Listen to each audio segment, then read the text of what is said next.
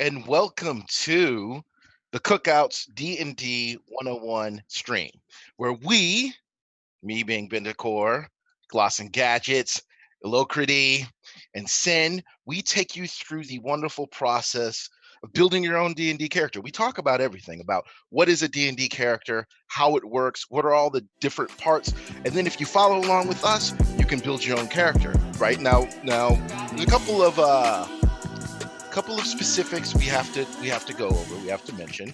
First off, I have to say that the Cookout is not affiliated with, endorsed, sponsored, or specifically approved by Wizards of the Coast LLC. Right? Legalese to just get that out of the way. So, without further ado, let's get it for a bit. So before we get into the nitty gritty here, why don't we introduce ourselves? Since I'm talking already, I'll start. All right, my name is Benacor, part of the Cookout for a minute now. Old school DM. Like, I started playing D&D back in the 80s, back when, you couldn't play D&D in school because, Satan is in the dice or whatever. And if you've ever rolled 5 ones in a row, you might believe that. But I've been playing D&D for a long time, and a lot of things have changed, but also a lot of things have stayed the same. And I've been looking forward to teaching other people to play D&D for a while. So this is kind of exciting for me. So if I talk real fast or get really excited, there's my daughter. We're live streaming to people. So if I get excited or talk real fast, just say, damn, Benacor, slow down. Slow down. Calm down. It's all right. All right. So Gloss, you want to introduce yourself?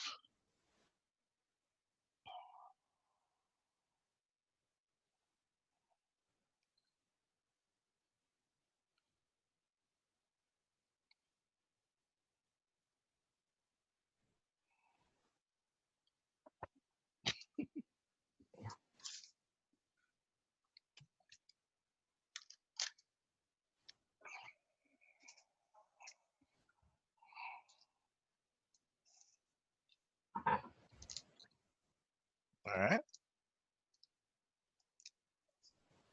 Right, because she likes her overpowered classes. So,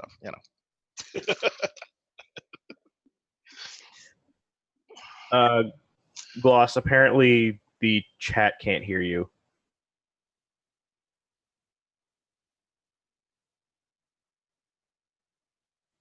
Was your mic muted on OBS?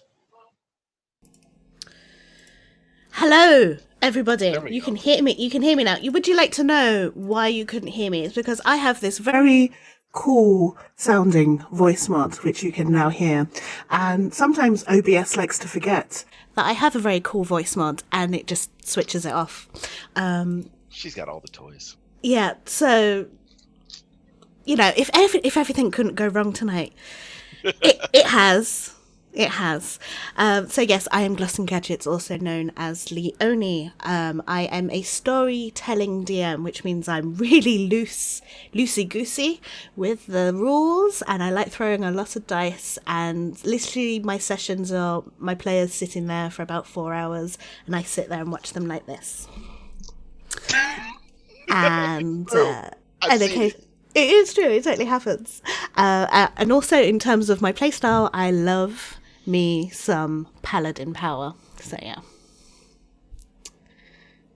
All right, that's pretty good. I just got to say, personally, I dislike elves, mostly about how they play, but that's a whole thing, and wizards are better than sorcerers. We could get into all this. We're not going to open that can of worms. Elves? Did I mention elves? No, I didn't. I think I just mentioned paladins. Right, but... Why are you going there? Why are you starting a fight with me? I'm not going to start a fight. But really? I promise, I'm not going to start a fight.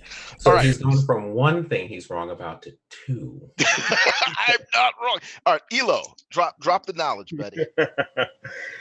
My name's Alacrity. I'm fairly new to the Cookout. I've been here for, I think, maybe close to almost a year, but I'm not overly involved. At least I didn't get all that much more involved until we started doing this around about last month. For DMing style, I like to go for a mix of mechanic-based and the storytelling. I love incorporating my players' backstories, NPCs, that kind of thing, kind of just tying it into the overall plot. It's one of my favorite things to do because it makes them feel like much more involved with the world that I'm actually creating and running with. which they enjoy, I enjoy. Plus, that gives me some whole new sources of reasoning and just all these kind of fun little evil twists and turns that I can throw in that they don't expect. And as far as going with D&D goes, no real preferences on a lot of things. My favorite class is what would be my favorite class? Favorite class is probably either the fighter or the sorcerer. One of those two. And favorite race is I see that head Benacor. Favorite race is probably a tie between lizard folk and tiefling. All right. All right, so I'm getting judged on 2 counts. No. I'm not even. I will let this cup pass from me. Sin, go ahead. Drop the knowledge, buddy. You're muted, Sin. Oh, I am not talking because I have the mute button on. Hi. So I'm Sinziak.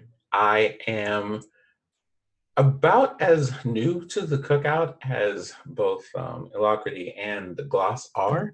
I spend most of my time in the tea room, though, as opposed to tabletop. I probably need to spend more time in tabletop than I do in the tea room, and I have about 5 days worth of stuff to catch up on at this point. But also, as far as things go, I've been a player for a few years. I'm relatively new to DMing, and I have a kind of a soft spot for symbols, for puzzles, and also for sneaking in the occasional character background into the story. So it's just kind of like, hey, if you put this in your backstory, it'll come up. Be careful, don't put demons in there unless you want to see them, that type of thing. And I think that is most of that, although I am recently finding myself exploring new systems as well, and I think Vampire the Masquerade is the newest one, but we will talk about that one later. Yes. Okay. Yeah. It's been a while since I've DM'd D&D. I've been playing it in a little bit for a while, and one of the most fascinating things about D&D, and if you're familiar with some of the really big streams like Critical Role or Hyper RPG, some of the other ones, the one that Matt Colville runs, you know that there are an almost infinite number of ways to play D&D, right?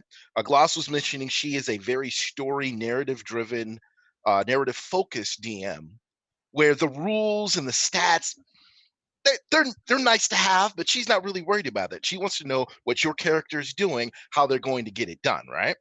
I personally have played a bunch of different ways of playing D&D, but the purpose of D&D 101 is to get those who are like, D&D, what's that? I see people playing, I want to play. It sort of gets your feet wet with some of the concepts and some of the ideas about, how basic D&D runs, so that you can take that knowledge to any table and have a good starting point, right? Have a good solid footing. So if a DM comes to you and says, all right, I'm going to run this kind of story. It's going to be this kind of game. It's going to be, smash goblins, get loot. Don't worry about a backstory, crazy stuff. Then you can roll with it. Or you can decide, you know what? That's not the kind of game I want to run. Or if another DM says, this is going to be very story, intrigue, mystery driven kind of campaign, I'm only allowing certain races and classes, you'll understand what that means, and you can adjust and act accordingly. Okay. Beware of the DM who says he's going for an extreme hardcore mode where a short rest is a day and a long rest is a week. Well, I mean, sometimes that's fun. Like you have the kind of campaigns that it's hardcore survival. It's super fun, but oh my gosh, is it strenuous? Right, but you have to find out, the kinds of games that you want to play and what you're comfortable in. And sometimes it's good to experiment, to try new things, but you have to know what those new things are. And we'll get to that in later 101 podcasts when we actually start talking about playing the game and also running the game, right? And how both of those things can differ vastly. But today, we're talking about characters. So our first thing is, if you're going to play with us, if you'd like to make a character with us, would you like to build a character? the first thing you should probably do is go ahead and download the basic rules. Jason, right? And those basic rules are free. If somebody could link that in the chat, I think, right? The basic rules are free to download. They contain 4 character classes, 4 races, I think a handful of like 1 or 2 backgrounds, and everything you need, a handful of spells and things for you to get started, right? And there are ways you can expand that to get different types of characters, different types of classes, but it gives you a good foundation for what a character is in D&D, right? So if you've ever played any video game, right, any kind of RPG, if you've done any Final Fantasy, you understand the idea of playing a game where you're inhabiting a character, right? You are Nathan Drake, you are Aloy, you are Cloud Strife, or whoever. You're a character, and that character here. Say again. Insert RPG pro tag here. Exactly. You've got the RPG protagonist with the spiky red hair and the giant sword, and then you've got the one girl with the big glasses who's smart in science, and the tropes, right? Mm-hmm. But when you look at the character, those characters are built of certain things, right? Sometimes you have stats like how strong are they, how fast are they, how tough are they, how much damage they can do, right? And then you have abilities, right? What can this character do? Well, my character has magic. They can throw fireballs and lightning, or my character's support. My character can heal, right? And strengthen my party. Or my character is a quick, fast, sneaky character that can do sneak attack damage and climb into things and hide and get away from stuff, right? So these are sort of character roles, right? And then you also have the equipment, right? In any video game, that feeling when you open a treasure chest and da-na-na-na, you got the new sword, or the new shield, or the new armor, the new equipment. The same kind of thing, right? So for building a D&D character, a lot of those RPGs kind of are based off of D&D, right? And so in D&D, there's a couple things that we're going to talk about, right? So character is based on, I like to split it into 7 different things, right? We've got our concept, right? When you start with an idea, I want to play a character that can do this, right? And you just kind of maybe have an idea of what you want to play. Sometimes that can be hard if you have no idea about what D&D is or the different classes. But generally, when you come to a table, you might say, okay, I'd like to be able to do certain kinds of things, or I like to be able to help the party out in certain ways, right? And that can kind of give you a guide. So you get your concept, right? And then you pick a couple things. You pick a race, and that is your character's sort of physical racial presence, right? And that's typical fantasy stuff, right? Humans, people like everybody on this chat, although somebody might call me a dwarf because I'm strong and wide. But anyway, that's you don't seem short enough. Humans, dwarves, elves, the lithe, tall, pointy-eared, shooting bows, singing in the forest, blah blah blah. Oh, so much hatred. So much hatred. We're gonna have words. The animosity is palpable. Right? I know. So humans, dwarves, elves, and then halflings. Which, if you've read The Hobbit, you remember The Hobbit. The hobbits are technically halflings, except in D&D, they made their feet smaller and put shoes on them. So they're and they're not hairy. And they're not hairy. And they're called Hin. They're called what? Hin. Hin? Yeah. Hadn't heard that name before. They're closer to Dragonlance Kinder than they are original Tolkien halflings. But and either way, with the halflings that we have in D&D, they're also like a good 1.5 feet shorter than even the halflings in Lord of the Rings. Right, they're really small. Like an adult halfling looks like an 8-year-old child. An adult halfling. Sorry. Actually, I've got a halfling in my game that's 2'7". That's ridiculous. Yeah. Halflings. She's literally an inch taller of being tiny. No, small, small. Yeah, we worked it out like one day because I was like, "How small are you?" Yeah, well, like halflings and gnomes, I think it even says in the handbook cap out at like 3'5" tops. Right, exactly. So you've got your little small kind of thing, right? So you've got your character idea, sort of a general idea of what kind of character you want to play.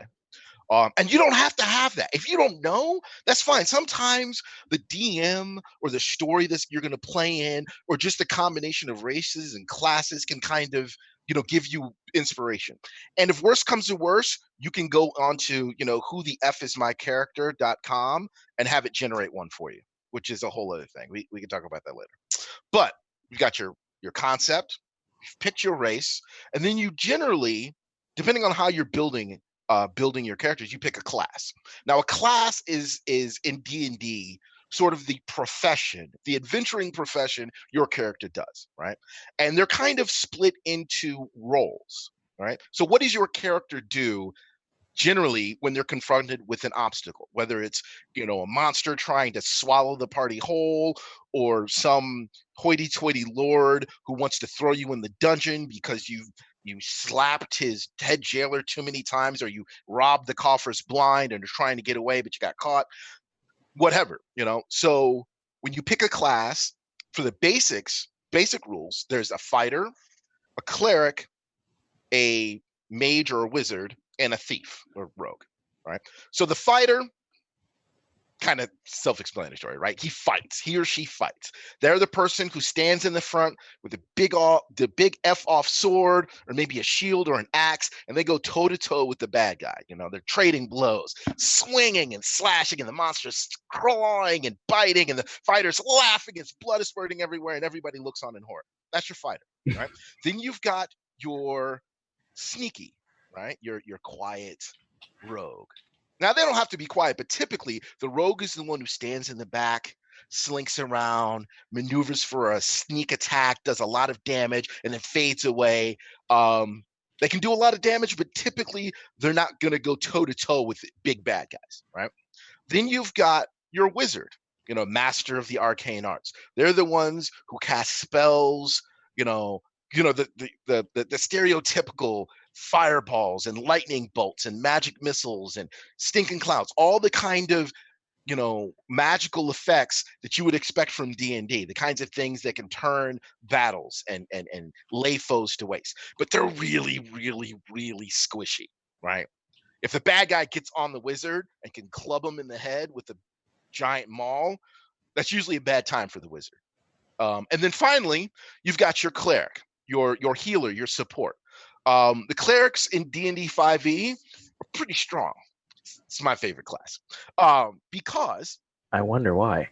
they can wear armor, right? So they can stand up, at least in the beginning, they can stand up front with that fighter and trade blows. They could have a shield and a big axe or a hammer or whatnot, and they're smacking monsters around, but they can also drop back and cast spells. Not the same kind of spells that a wizard does, right? But healing spells, helping spells, right? Imagine a cleric being, if you play Overwatch, who's the girl with the shield and the mace? Brigitte. That's I was cleric. I was actually thinking more Mercy. Mercy would also be a cleric, but they're both fit in that cleric role of being support and healing, right? Yeah. Mercy's more of like your caster cleric, while Brigitte is more of your front line, I'm going to shield you but also heal you kind of cleric. Exactly. There are different ways to play even these four basic classes, right? So you've got your idea, you've got your character concept, what you're going to play, you've got your races that you've picked, you've got your classes, that you kind of wanted to try, and next comes the attributes. So these are the 6 traits or stats that kind of physically and mentally describe in a very general way what your character is, right? So you might have in your mind, all right, let me make my guy, we'll call him Jasperian the Strong. He's going to be a 6'7", muscle-bound human, dark skin, bald head, gray beard. Maybe he's wearing a gray hoodie with a nice hat. But he's strong and he's muscular and he has weapons and he's hard as nails and he doesn't stand down to anybody, right? So you've got your character and you say, well, I want to fight. I want to be a fighter. Well, the next step is to roll your attributes to see which characters you are, right? So the 6 attributes are strength, dexterity, constitution, intelligence, wisdom, and charisma. 3 describe the physical traits of your character in a very general way, and 3 describe your mental or emotional strengths of your character, right? And again, these are very broad, general kind of things. Loss, you want to say something? Yeah, so the way that I usually teach people the differences between the attributes is strength is being able to crush a tomato, dexterity is being able to dodge the tomato, constitution is about being able to eat a bad tomato, intelligence is knowing that a tomato is a fruit, wisdom is knowing not to put a tomato in a fruit salad because it won't taste good. And charisma is being able to sell a tomato-based fruit salad. Very good. Yes.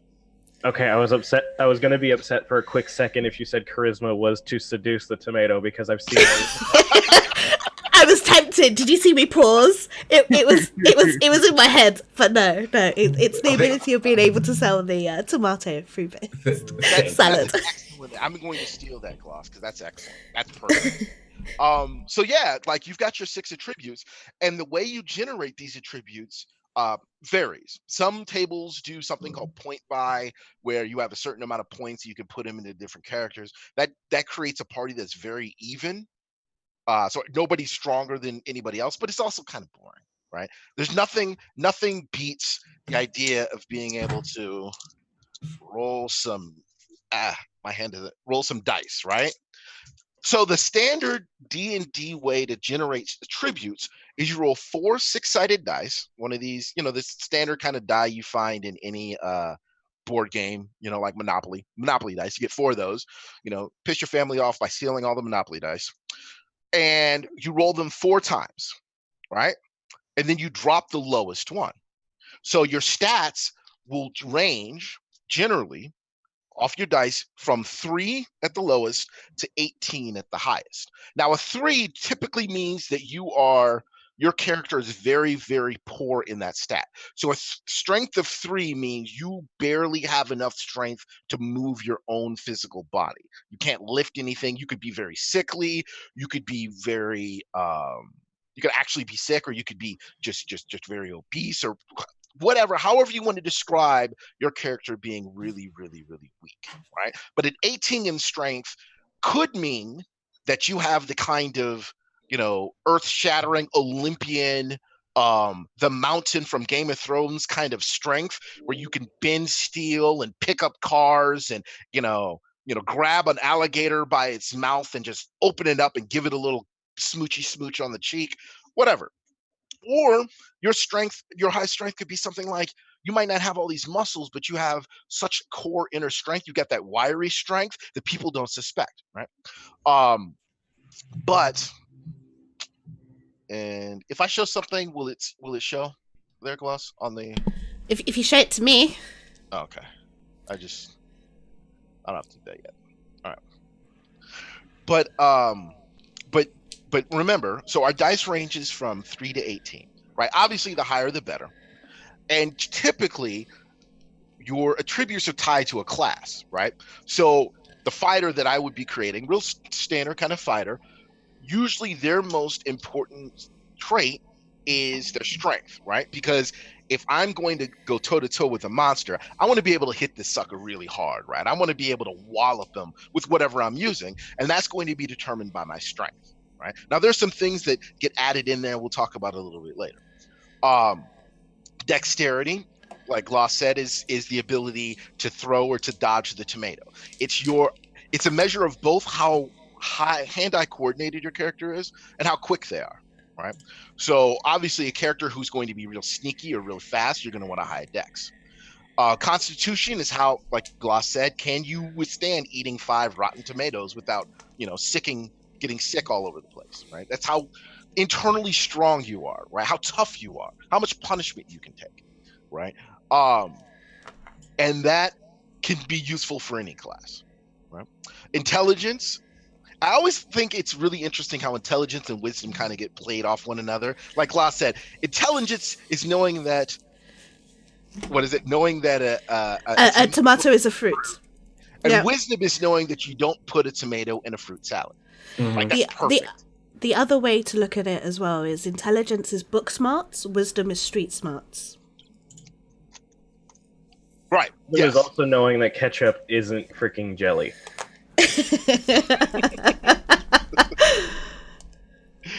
Jelly is something completely different in England, so we just won't go there. But sure. Wait a second. Elo, you said in the chat that a strength of 18 is being able to max out at 270 pounds of what? Like lifting. Lifting how? Like Oh, how much weight that you can pull, push, lift, or anything along those lines. They're tied into the carry weight rules, and I think we should cover that another time. Yeah, we Because will. they get complicated. For that, I was just giving it as a point of reference on saying if you have the 18 strength, you have the ability to more or less just deadlift 275, no problem. So if I can deadlift 315, Then you probably have a strength of 21? Over 20. wow, because I can actually deadlift 315. Yeah. But I can't bench press. Anyway, that's a whole other discussion. So that's a whole other. Right. Yeah. We'll cover that. We'll cover the complicated other rules that no one uses. Does anyone here use carry capacity? I just want to know. You do? Yeah.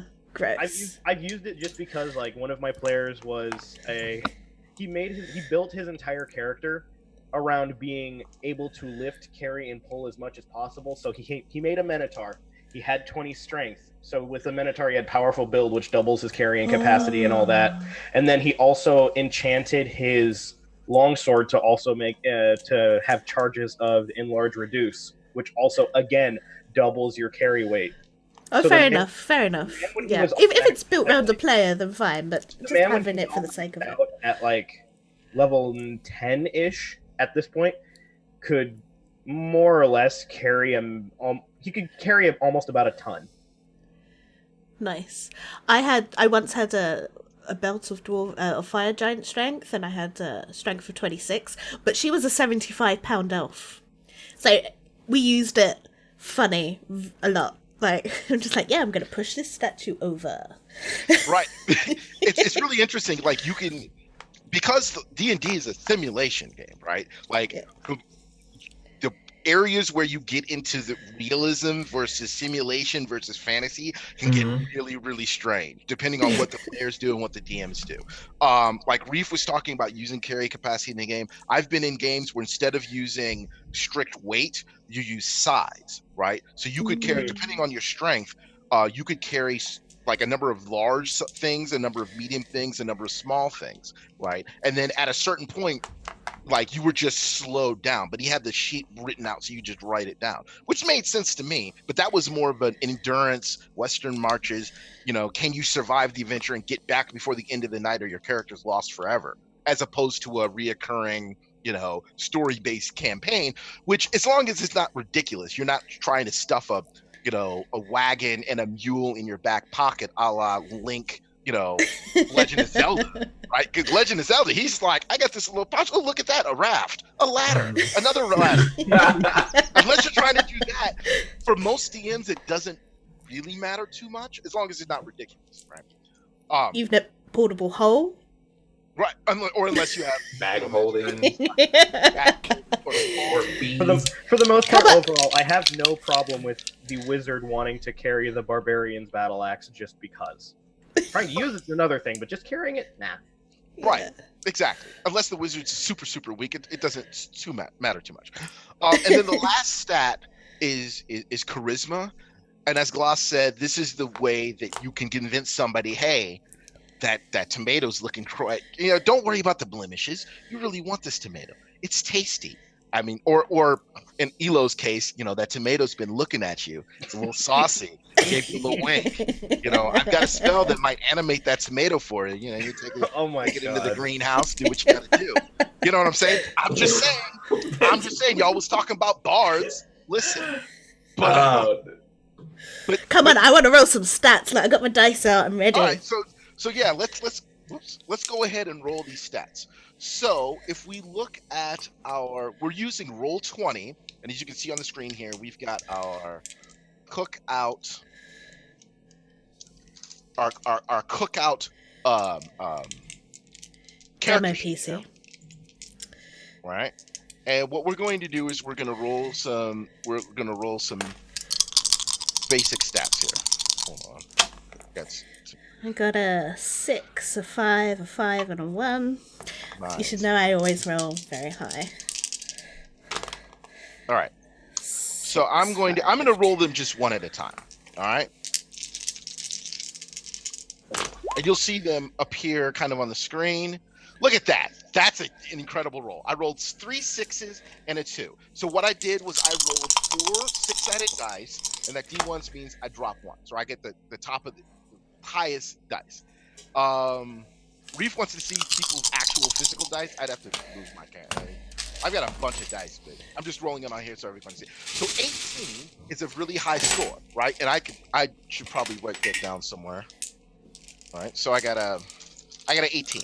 Now, in most games, you don't roll in line. You just roll your 6 stats, and you put them wherever you want to do it, right? So that way, if you've got an idea, like for my character, I want to play, Jasperian, the unbreakable, right? A really strong, really tough human fighter. Then I probably want that 18 in strength, maybe Constitution if I want him to be able to withstand a lot of damage. Mm-hmm. But I got to roll again. So let me roll my next one. Mm-hmm. 1. Let's see. And you see the dice go over there. That's an 11. So we said the high was 18, highest you can roll. Low was a 3, right? But average is really between 9 and 12.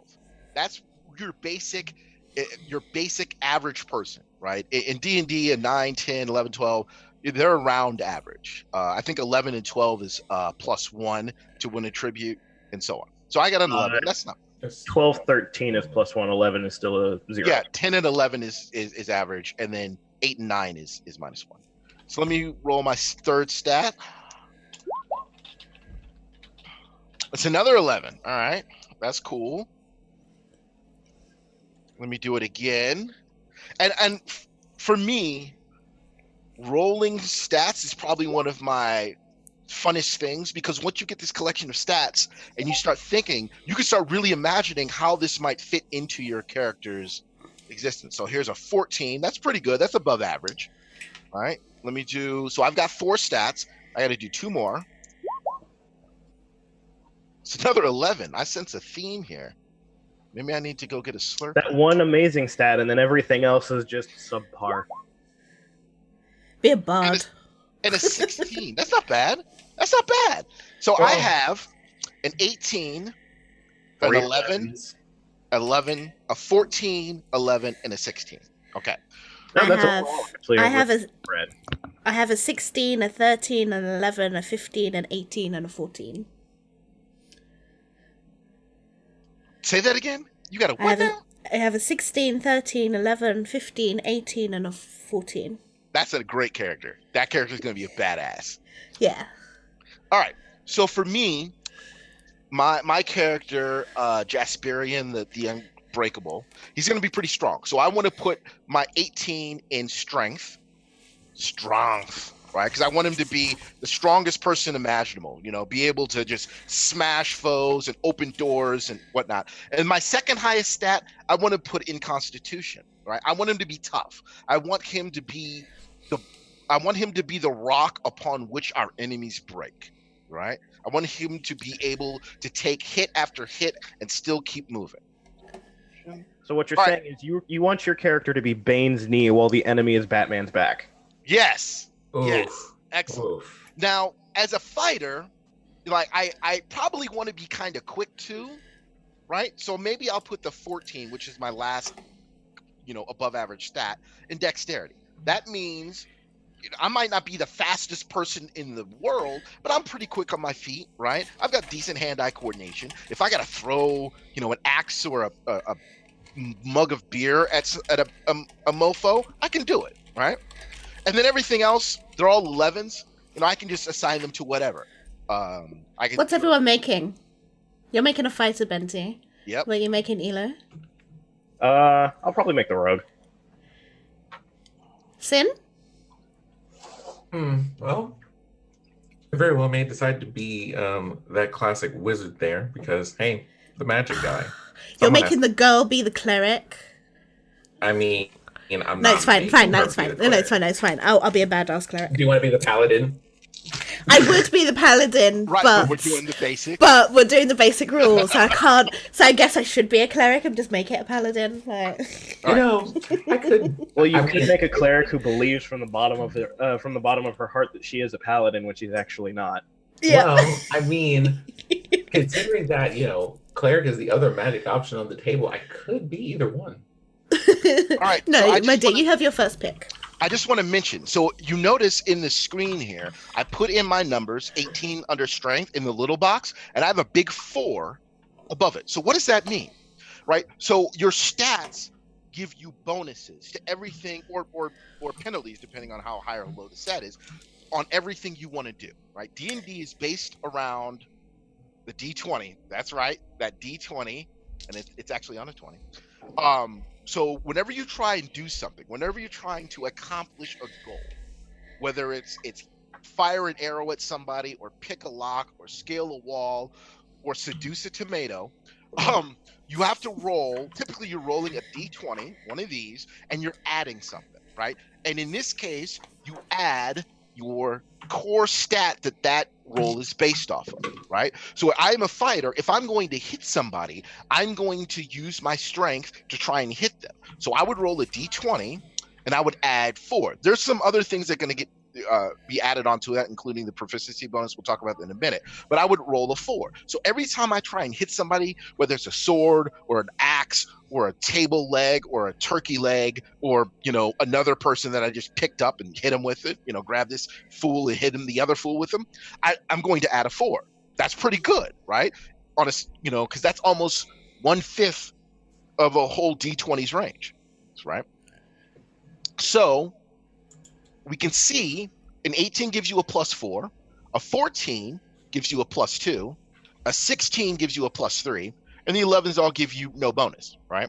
So that means I'm pretty much average intelligence, average wisdom, average charisma. That doesn't mean I'm dumb or unwise or not charismatic. That just means I'm the average person. Unfortunately, if you've met the average person, but No. The average person, it can be relatively smart. They just have absolutely no wisdom because there's no such thing as common sense anymore. right. Well, I don't know. I've seen videos of Americans not being able to find Canada on a map. Yeah, our school system is really bad. We're not going to get into that. Okay, so there's in the basic rule set, Leonie, if you could bring that up. Yep. If What we page? go to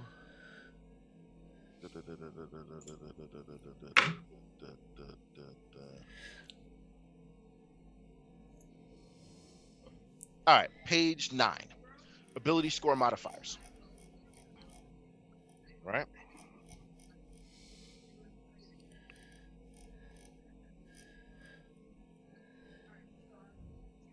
Right there, that table, right? You can see these are the bonuses, right? So when you roll your stats, you can check this table and see, well, what bonuses am I going to get for that, right? So a 10 to 11 gives you no bonus.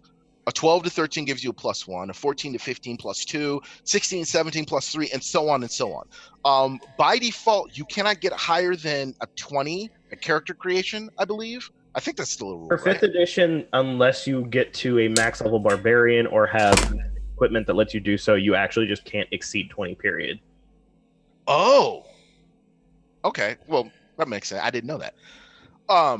But right. So my 18 puts me at the pinnacle of strength. Imagine Arnold Schwarzenegger, Terry Crews, Bentacore with his shirt off, oiled up, glistening in the sun. However you want to envision a really strong, black-skinned Adonis able to rip the jaws off of a velociraptor with a smirk, right? That's my boy Jesperian. Okay. I hope you got that visual really in your head. All right. So we've got our stats. Now, as I said before, in some games, your stats will determine your characters. Like I've played in games where instead of rolling 4d6 and you get to pick which stats you want, you roll 3d6 in a row, right? So you roll your strength, then you roll your intelligence, wisdom, and so on.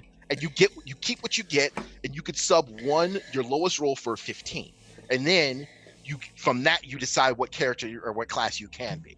It's a little rougher, but That sounds horrible. it's fun. It was fun for me. That would be the one day that I would roll poorly and everything's like a 1. Yeah. Except for like, one really good set, and you're just like, I don't even want you to talk to me unless you need heals. Bye. Exactly. Oh my god, it reminds me of that meme I saw. Just let a cleric who will willingly pass their turn waiting for somebody to get hurt so they can heal. Yeah. Oh, the heal bot cleric. That's so sad. All right, so does everybody have their stats rolled? Now, for those of you playing along at home, there's a couple ways you can do this, right? You can, if you don't have dice handy, there are dice generators all over the web for free. You can just, roll them. Google Chats has one. There are Discord bots that allow you to roll dice, however you want to do it, right? As long as you can roll 4 6-sided dice 6 times, always dropping the lowest, and write those down, you've got some dice. There you go. And here's mine. It's all going to look weird because it's backwards, but right. You can go ahead and do it. So if everybody's got their stats, right, and sort of have an idea of what kind of character they want to play, we can start with picking our race, right? Now, the full D&D game, there's a bunch of races. In 5e right now, with all the extra books like Xanthar's Guide and Volos and some of the other, I think there's like 25 races, something like that. Getting close to that. Yeah. But in our game, right, just basic rules, we're just doing human, elf, dwarf, and half. I'm going to be an elf. Let's all be elves.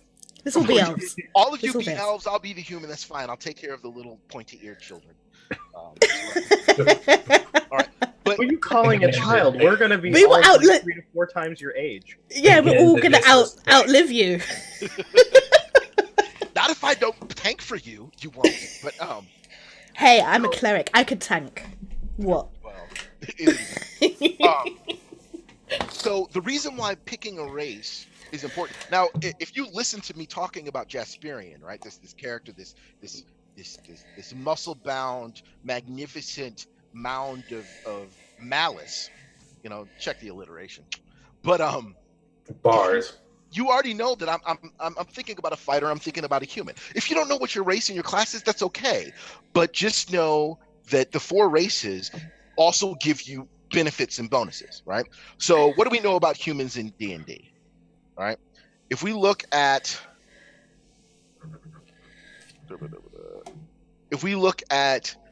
a race will give us a couple things. It'll give us an ability score increase. So those 6 stats that we rolled, our race is going to actually give us a bonus to those stats, right? Elves are typically pretty quick. Dwarves are typically pretty tough. Halflings are pretty quick too. I think they get a dex bonus. Like that. Right. Humans are versatile, right? Humans get a bonus to whatever stat they want, right? So I can be faster or stronger or tougher, because humans are pretty varied in D&D, right? So it'll give us an ability score increase. It'll determine our lifespan. Humans live, in D&D. They hit maturity around 16, 17, physical, maybe 18. They usually die at around 80, 90 years old. Elves are much longer lived. They started, what's the starting race age for elf, like 100 years? 150 years? That's when they gain their, 100 years is when elves gain their adult name, and as far as their actual lifespan, it's indefinite. Kind of. So whack. Oh, sorry. So elves start, right? And then dwarves are more longer lived than humans, but not by much. I think halflings have a shorter lifespan, right? So it'll give us our age. It'll give us our alignment. Now we're not going to worry about alignment today, okay? We're just put the word out of your mind. All right, that's a whole other conversation for a whole other thing. We'll instead talk about our character's temperament when we start delving into the intricacies of how we want our character to act. right? And you could be a blank slate for now, that's fine, right? But it'll also give us our size, how big or how small are our characters. And we're talking not just height and weight, like, am I 6'2"? Am I 5'4"? Am I 102 pounds or am I 280 pounds? But also in D&D, every creature has a size, and that size determines a couple things that the DM generally has to worry about. Every character race starts off as medium size except for halflings, which are smaller size. Now that has some specific weight carrying limitations and weapon usage limitations we'll get to later when we talk about equipment. But if you're a human, a dwarf, or an elf, your size in the game is just going to be medium. You're a medium sized creature. Okay. Large creatures are things like what, ogres, bears, like big dire wolves. Small things are things like small dogs. Cats are small. All right, maybe cats are tiny. I don't know. Cats, I think they're small. Mice are tiny. Yeah. No, mice are small as well. Everything. One square. It depends on if it's a swarm of rats or not. When it comes to the actual mapping for 5th edition, anything that's small or medium or smaller will still only take up the 1 square. Right. It's just anything that's smaller than medium, I believe, usually can share a square with something that is a race size larger or more. Right. So what we've got, so our race is giving us our ability score increase, our age, our size, our speed, how fast you're going to move. Most races moved 30 feet per round. And we'll talk about what a round is a little bit later. Basically, in combat, a round is everybody gets a chance to do something, right? Start of the round, I might go. And the DM might say, okay, Jasperian, you big, sexy hunk of a man, what do you want to do? And I might say, okay, I'm going to go up front and smack this fool with my big smacking fool's hammer. And we go from there. And then everybody gets a turn to act. And at the end, once everybody, the players and the monsters have all gone, that's 1 round. A round usually lasts around 6 seconds of real time, right? We'll cover that when we do combat. Right, exactly. But your movement is partially determined by your race. Most races have a 30-foot movement. That's how far you can move in 1 round without running, right? So I can go 30 feet and still hit somebody in the face with an axe or cast a spell or shoot an arrow or whatnot, right? Some races have a smaller movement. Dwarves have a 25. I think halflings have a 25 as well. Yeah, all the small race. Well, aside from Goblin, all the small races that you can play that are canon have 25. And dwarves, I want to say, are the only medium race that has 25. Everything else has a 30. Right. There's wood elves who have a 35. Okay. So now we got to pick our race, right? I'm going human because I like the versatility of humans, and I've already got in my mind's eye, Terry Crews wearing armor with a giant 2-handed sword lopping off goblins' heads. Like, except instead of Terry Crews' face, imagine this beautiful Plenum right here. I'm going to be a drow because why break a habit of a lifetime? Right. So what I'm hearing from Beneco right now is vanilla. Anyway. So people will try attack. People will try and tell you, and actually that's a good point. People will try and tell you that fighters are boring or certain classes are boring. Mm-mm. And what makes your character that you make interesting is the imagination you bring to the table and the way that you play them, right?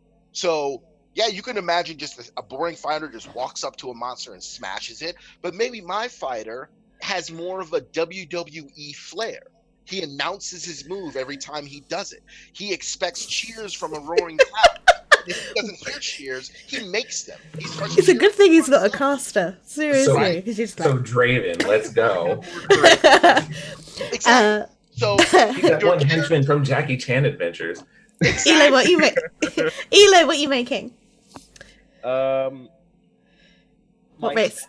For most of anything, if I wanted to try to use these, my stats are not overall great.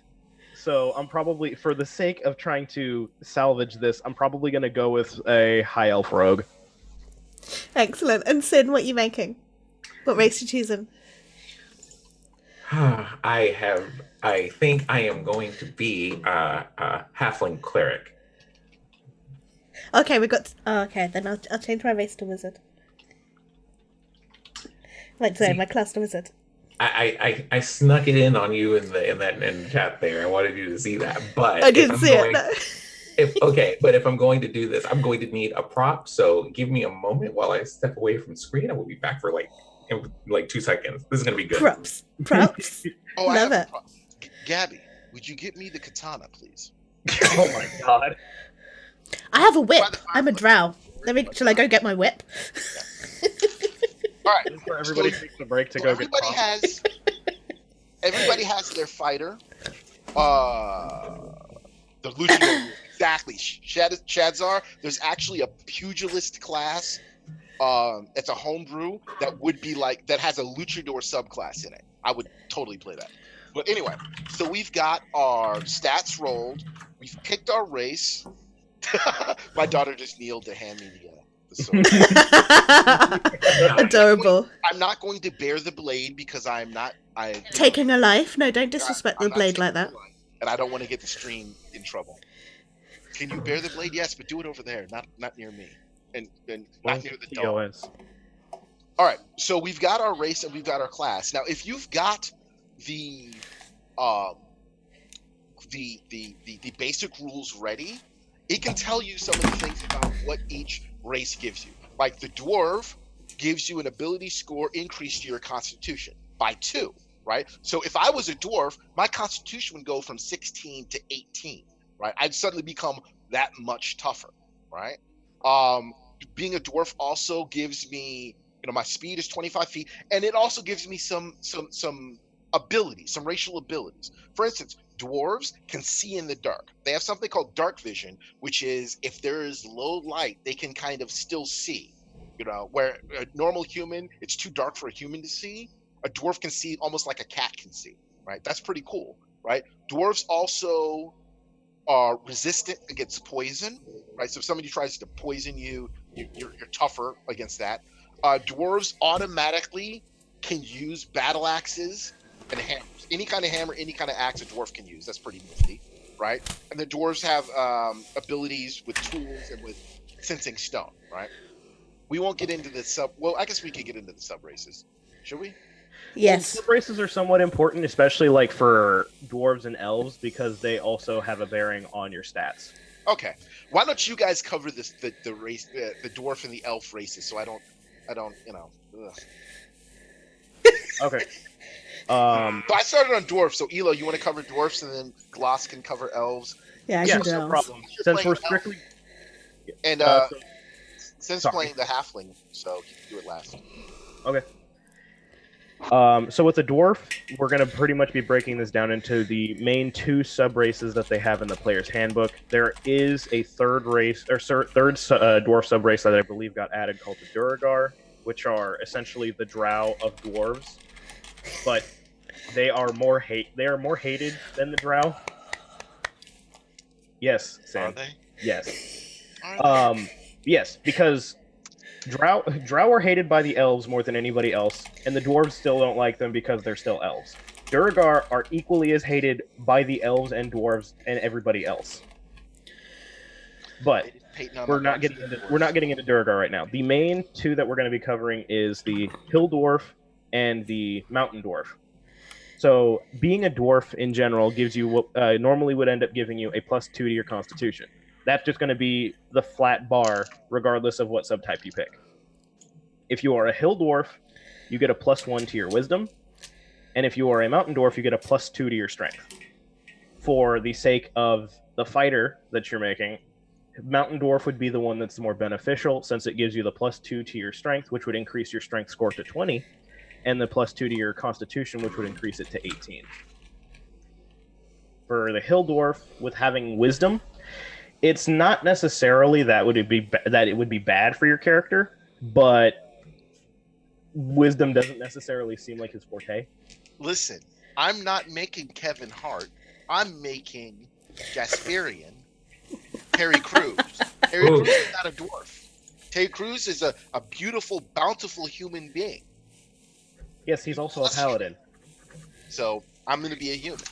But yes, like, and we might talk one day about min-maxing and trying to get the highest stats for your characters by combining racial bonuses and all that. But sometimes you have an idea for your character. You have an image in your mind, and it's perfectly okay to just go for the image you have, even if it's not the most quote-unquote optimal. If it makes you happy and you feel like, this character is going to be a badass, then do that.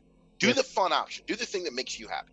One of my favorite characters that I've actually DM got brewing for a game that I'm going to be in next week is a Hobgoblin Ranger.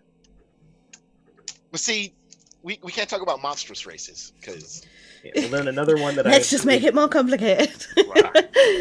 Sorry. Probably one of the best ones that I've come up with that was for just completely flavor and didn't rely at all on min-maxing was probably. I think it was probably my Dwarf Warlock. Interesting. My favorite character was my half-orc cleric because he wanted to fly around like Mary Poppins but shoot lightning like Raiden. So, all right. Nice. So about the elves. Yes, go ahead. So the way I like to explain subraces is just as humans are diverse, they come from many lands and have many different colours of melanated skin and things. So are there many elves. The only difference really elves being that they're prettier, smarter, live longer, cuter, and just generally better than humans. So there are many elven subraces now. So you have wood elves, which are like your Legolas type of elves. You have your high elves. If you play Elder Scrolls, they're the snobby ones that you want to kill. Wood, high. Dark elves, which are also known as the Drow, which are my personal favourite. Before, in the past, they were known as the evil elves, but they're not. They're fun. What else is there? Sea elves, which are basically just like weird tritons, but given elven skin. Weird, but it's there. There's the Shadowkai, which are like goth elves. They're fun. If you would like to play a edgelord with like who's really upset at their daddy, didn't give him a credit card, that kind of thing. What else is there? There's the Eladrin. Oh yes, the Eladrin, which are like the pure breeds, as close as it can get because the lore. They're the closest to the Fey ancestry. Yeah. Right. I feel like I'm missing a few. Oh, there's a ton of elves. There are a ton of elves. Yeah, the only race that has more sub-races right now than elves is tieflings. And that's because Xanathar's decided to put in a tiefling that's a variant of every devil. Yeah, and there are a lot of devils. Silly. But yeah, in the basic rules though, there's only two. I can't see that. What two are in there? Or High elf and basic. wood elf. Okay. Oh. So they in the basic rules they discount the drow. Yeah. Okay. So what do elves give us? What kind of bonuses does an elf race give us? So the elves are supposed to be very lithe and flexible, so pretty much nearly all of them have a +2 dexterity modifier. And then it's either intelligence or charisma or wisdom +1 modifier. I will be going with a drow, so I'm going to have +2 dexterity and +1 charisma. And I'm building a wizard. I don't know what kind of wizard I'm building yet, but we'll get to that. Yeah.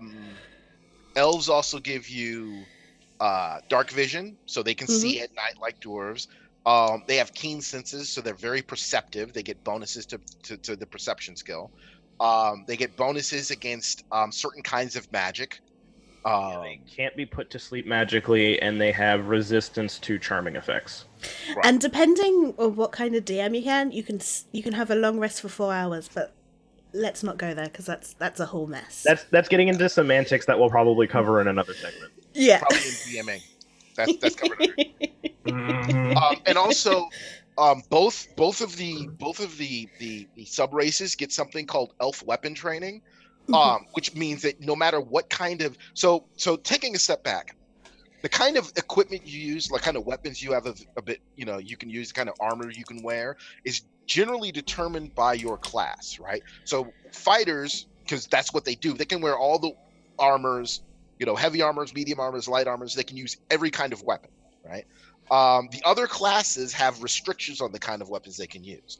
But there are some races that get something called weapon training that allow them to use certain weapons regardless of what class they have. Like as a dwarf has dwarven weapon training, so regardless of what class they are, they can use any kind of axe and any kind of hammer. Elves have elf weapon training, which allows them to use any kind of sword, specifically longsword and short sword, and any kind of bow, specifically short bow and long bow, which makes them very powerful and very dangerous, because like as a wizard you can still have a long bow, and if you run out of spells you can still fire arrows at people, right? So I just wanted to mention that. But that's Cool. the beauty of cantrips. Yes. Yeah. Why use a bow when you go down trip? Break time. You want to take a break here? Yeah, let's have a break. How long? 5 minutes? Yeah, 5 minutes. 5 minutes? All right. Well, hopefully you guys are following along, having a good time, rolling characters. The ideas of new character ideas are dancing like sugar plums in your head. And we'll see you guys in 5. See you in a bit.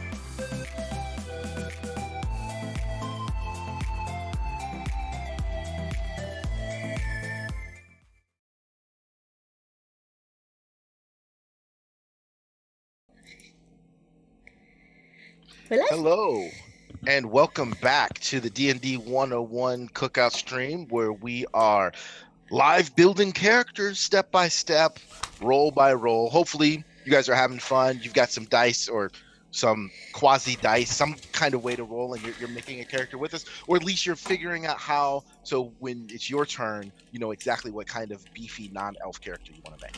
I'm kidding. All right, so we talked a little bit about our races.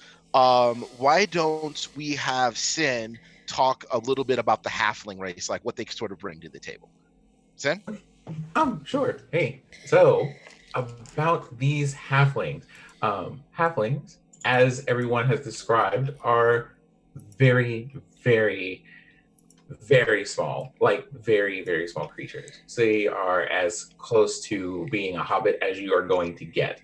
With that in mind, most of them, as a rule, tend to be very friendly and get along with just about everyone. They are normally very practical, very positive creatures, generally speaking, or at least as you get as a default description. So they come in two sub-races, in addition to the baseline. The baseline for them are dexterous because they are very small and nimble. So you get +2 dexterity for them.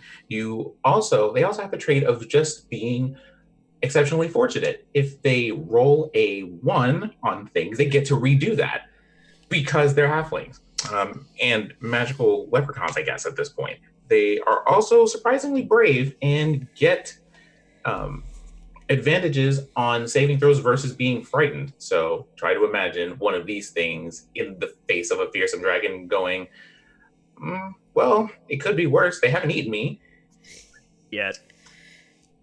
And they also get to use larger creatures than themselves as ways to hide or things to navigate around or through. So, for example, I can run under Benty or I can climb on Benty to do things. I'll allow it. Thank you. Two sub-races. One of them is known as the Lightfoot Halfling. They are the most well-traveled of their races. They have a bit of wanderlust and they're nomadic. So they go out into the world and they go to see things and meet people and do stuff. And because of that, they get a bonus to their charisma. They get +1.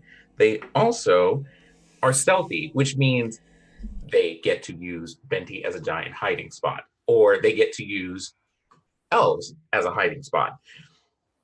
And they're really good at it. The other ones are possibly rumored to be to have a little bit of dwarven ancestry and are known as the Stout Halflings.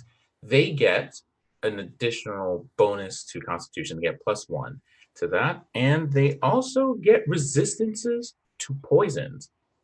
So if they are under an effect that poisons them, they get advantages to kind of withstand that poison and not suffer ongoing effects, and all of those things. They're also just resistant to poison damage in general. It's a fun time being a halfling. Yeah. Or it can be. Don't they get lucky? Yep. Yeah, that's just a standard halfling thing of just like, oh, I failed my attack or saving throw or skill check. Let's just not. Right. It's what we call the DM's bane. You know, the DM's like, I got him. The like, no, the true DM's bane is just the lucky feet, but we'll get into that later. No, it's a halfling with the lucky feet. Yeah, I mean, that's also a divination wizard. Yeah, that should never happen. All right, so that's halflings. Humans, the most common of races, real basic. Humans are everywhere. In most D&D games, humans are like 70% of the population. But it really depends on the game you're running. They don't get any special skills. They don't get any abilities. Humans can't breathe underwater, see in the dark. They're not super fast or smart or whatever. The one thing they get, and this is why it's not the reason why I picked human, but I like it, is standard human gets a +1 on every single stat. So my stat, which was kind of pobrecito, right, with all these 11s, on them, now they're all going to be 12s. So that's all +1s now, right? So that's kind of nice. And that's it for humans. Real simple. Humans are not boring, Gabrielle. That's my daughter saying humans are boring. All right. They're kind of boring. They're not boring. They're so amazing. We're not even getting into the human variant. All right. So now that we've got our races, we talk a little bit about our classes, right? So we've each picked a class, right? I'm playing a fighter. Gloss is playing a wizard. Elo is playing a rogue, and Sin is playing the cleric. Let me just talk a little bit about the fighter real quick. So a fighter, as we talked about, has, and if you go to what page is that on? Clerics first and the fighter. So page 26 on the basic rules. A fighter, there are different ways to play a fighter, but basically, like I said before, the fighter's the frontline guy. He's the shield upon which the enemy wave breaks, right? Now you could play a fighter as, sort of a Conan, giant sword, bare chest, nipples just flexing in the wind, smashing monsters here and there. Or you can play it as like an armored up, almost RoboCop with a sword kind of person with a shield and heavy armor who lumbers forward and mostly focuses on keeping the bad guys at bay. You can even play a fighter like, a Johnny Depp, wisecracking, sword, rapier in hand, daring do, swashbuckling kind of cat. It's really up to you. It just sounds like you're describing Jarlaxle. Describing who? Jarlaxle. I don't know who that is. Oh dear, we need to have a chat. Let's please. I'm always open to learning new things. All right. So if you look at the fighter sheet, there's a couple things that we get, right? So every character in most standard D&D games, you start at first level, right? And as you go on adventures and do different things, you gain experience and you go up in level, just like any kind of RPG that you might have played, right? So at first level, you'll notice on this little chart here, there is two things: a proficiency bonus and features, right? The proficiency bonus for every character starting out is +2. That means that if I am skilled in something, if I'm trying to do something that I actually have been trained to do, I get an automatic +2 bonus. So as a fighter, right, if I am skilled, because I'm skilled at fighting, if I try and hit somebody with an axe or try and shoot a crossbow at somebody, I'm going to get a +2 bonus on top of everything else, right? On top of my strength of 18, which gives me a +4, right? So bear that in mind. I have a +2 bonus, and then I have fighting style and second wind. All right. So what is a fighting style, right? So taking a step back, every class has a couple ways it can sort of specialize itself, right? So instead of just being every fighter being the same, the fighting style kind of determines how I'm going to fight, right? Wizards get to pick what school of spells they're going to use, where they're going to be, divination, who can see in the future, or just casting fireballs or raising the dead or whatnot.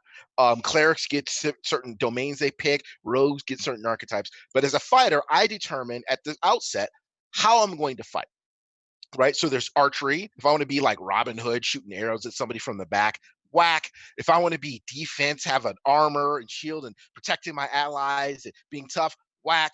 If I want to be dueling, swashbuckling, think of Three Musketeers with the floofy hat and the tight pants, whack. If I wanted to be protection, where if somebody tries to attack one of my friends and I'm real near them, I can get in the way so they have a harder time, whack. Or if I want to have two weapons, right? A sword in one hand, a sword in the other. Think of Muramoto Musashi. Think of Drizzt Do'Urden, a whirlwind of blades, master of the battlefield. I can do that. Whack. I am going to the great weapon fighting, which means I have a giant axe that I use to hit things with. Just wham, wham, wham. That's what I do. Basically a lumberjack, where the mountains are my trees, or the monsters are my trees, and there are trees everywhere. And I've got to chop them all down, right? But you could have picked anything you want. So I get a fighting style. The other thing as a fighter that I get is something called second wind. So usually your character will have a number of things called hit points. But usually, if you've played any Legend of Zelda game, those little hearts, you can consider them hit points, right? And at the outset, you have a certain amount of hit points. And as you take damage, you lose hit points. As you rest or get healed, you get them back. When you hit 0, your character is knocked out. And we can talk about death when we get into combat and whatnot. Second Wind, as a fighter, allows me to sort of summon my, channel my inner resources, summon my ki, so to speak, not my ki, but summon my gumption and heal myself, right? And I can heal 1d10 hit points plus my fighter level. So I can heal 2 to 11 hit points as a bonus action, just on top. So say I'm fighting a big monster and he smacks me upside the head and talks bad about my mama, and I'm all wounded, bleeding from the mouth, my axe is on the ground, my armor's dented and I'm almost dead. I can say, wait a second, what did you say about my mama? Stand up, get some hit points, and get right back in the fight. That's what makes fighters so great. They're and really for anybody hard to who's get. confused about what he means exactly by bonus action, we'll go over what is known as action economy and such later. Yes. Okay, so that's fighter, right? I'm going to be a great weapon fighter, right? And I am going to have my second wind. You'll also notice that my class determines how many hit points I have. They're called hit dice, right? So, but it also says hit points at first level, right? You just start off at the max. So I have 10 plus my constitution modifier. Well, if we look at my sheet, we know that my constitution modifier, I have a constitution of 16, well, 17 now because I'm human. I'll change that in a second. So my constitution modifier is 3. So I get to start with 13 hit points. That means I can take 13 points of damage before I'm knocked down, okay? And that's the fighter. Real simple, real easy. Who wants to go next? Why don't we stick fairly close to how the book is going? So, Sin, do you want to go next, since the cleric is right above the fighter? Well, sure, why not? I'm a friendly neighbor. I'm sorry, I jumped out of turn. I got excited. No, we don't really need to worry about it. I'm just saying for the sake of ease, so that way it's not constantly scrolling back and forth. Well, I mean, the idea of having a turntable is kind of nice.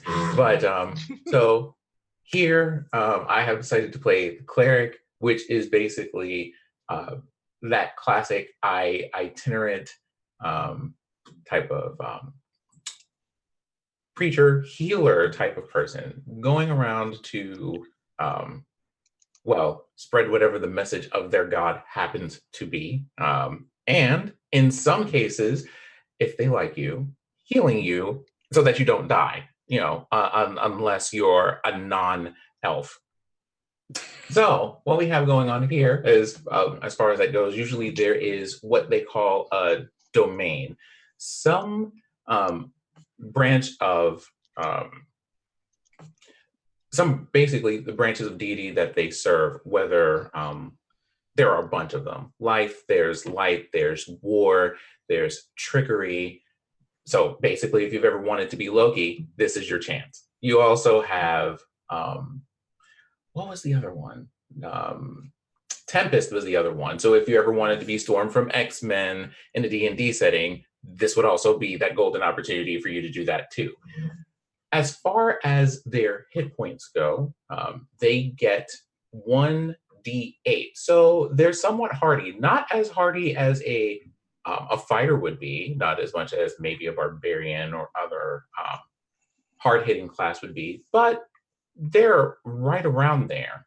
And they have that plus their constitution. My constitution happens to be 14, so I get a bonus of 2, which means whenever I start the game, I have 10 points of health to start with before I get knocked unconscious. Do we want to talk about things that they get as far as proficiencies or saving throws or things like that? I feel like we should probably go. Yeah, you want to cover it? I feel like the saving throws is cool. As far as proficiency, like weapon proficiencies, maybe we cover that in actual combat. Okay, so as far as saving throws go, as a cleric, most classes have 2 of them that they get. Mine are wisdom saving throws and charisma saving throws. So wait, we should explain what a saving throw is. So if you're a character and somebody tries to do something bad to you, whether it's a monster like some goblin wizard trying to cast a spell on you, or a rock falling from a hill trying to crush you. Anytime the DM is trying to fuck with you, they'll ask you to roll a saving throw. And a saving throw is basically a d20, and you roll and you get a bonus based on the stat, right, to avoid damage or take half damage, right? So if the saving throw is dex based, that means you're trying to dodge out of the way.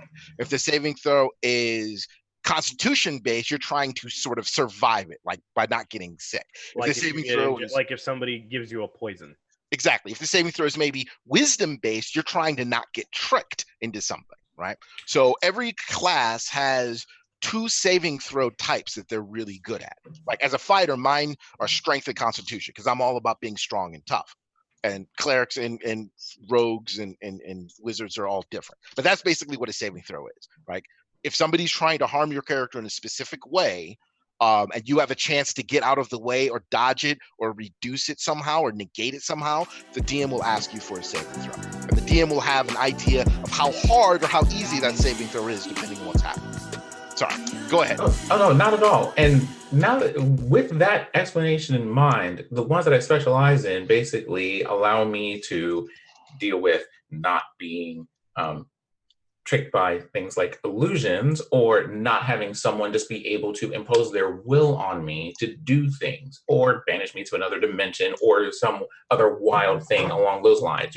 Things that Benty might do. And aside all of those things, I think the last thing that we have here are a couple of skills. You get things that over all the time that you have been living up to this moment, you get additional training in. Your training isn't necessarily just weapons, it's also just certain skills that you have. I get to pick from things like knowing things about different types of medicines, religions, different types of history, being able to read people, otherwise known as insight, or being able to talk to people in a way that persuades them, mostly by more polite means, to do the things that I wish for them to do, also known as persuasion. And then that's basically it.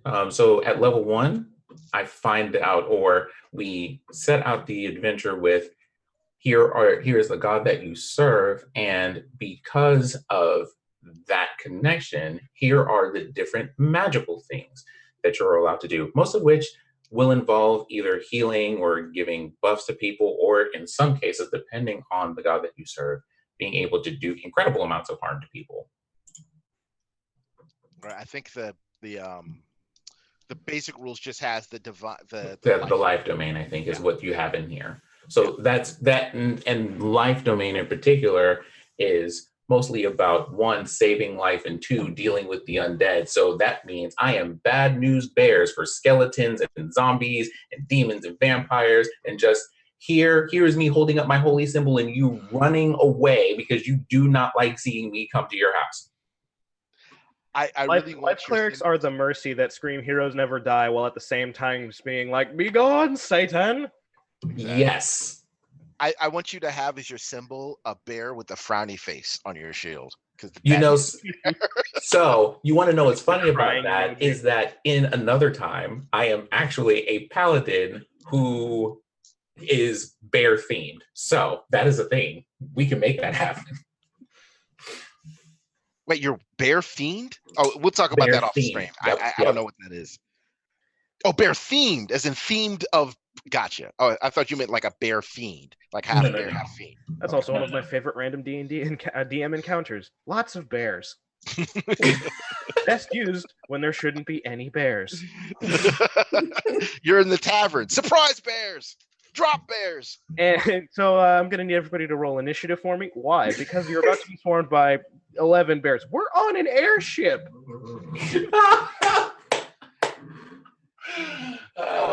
So that covers cleric. Rogue, you're up. All right. So the rogue overall is fairly self-explanatory in a very base sense. It's your standard kind of more sneaky kind of stabby boy.